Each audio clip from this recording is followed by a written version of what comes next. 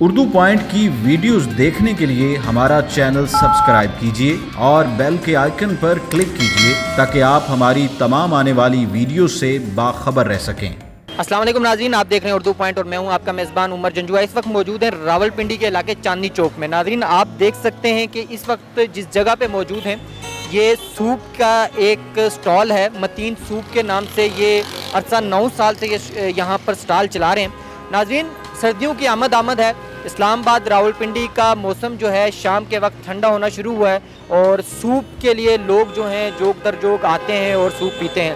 متین soup کے حوالے سے میں آپ کو بتاتا چلوں کہ اسلام آباد اور راولپنڈی کے گرد و نواح سے بڑی تعداد میں لوگ یہاں آتے ہیں اور سوپ پیتے ہیں۔ اب ہمارے ساتھ موجود ہیں محبوب اللہ سکندری صاحب جو متین سوپ کو اس کو مینیج کر رہے ہیں، اس کے مینیجر بھی ہیں، معاملات دیکھ رہے ہیں۔ ان سے جانیں گے کہ آخر کیا وجہ ہے کہ دور دراز سے لوگ ان کے اسٹال پر آتے ہیں۔ السلام علیکم۔ وعلیکم السلام۔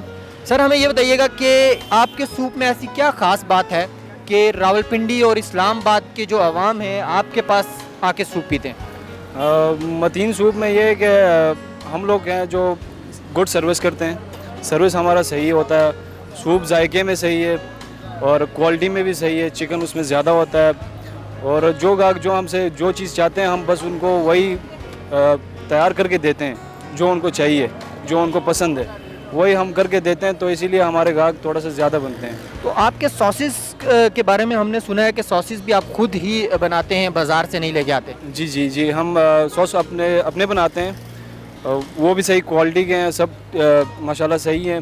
خراب ہوتا ہے تو ہم یوز نہیں کرتے ہیں، اسی لیے ساسز بھی اچھے ہیں۔ اور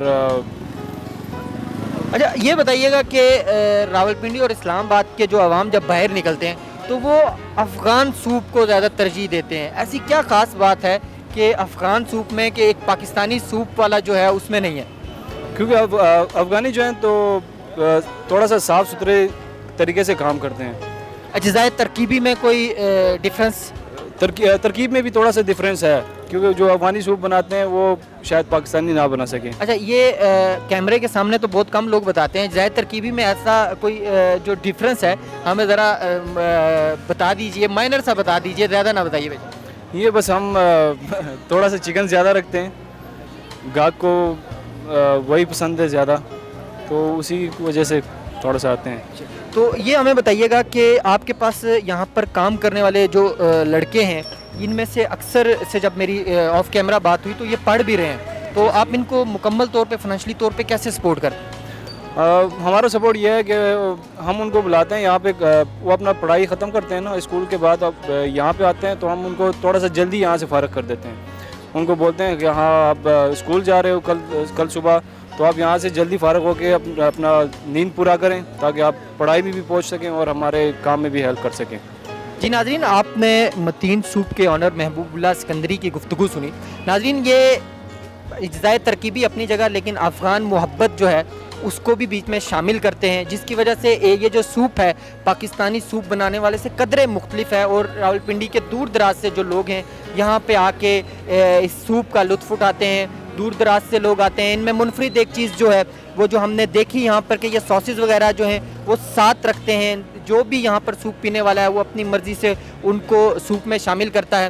عمر جنجوا کو دیجیے اجازت اور دیکھتے رہیے اردو پوائنٹ۔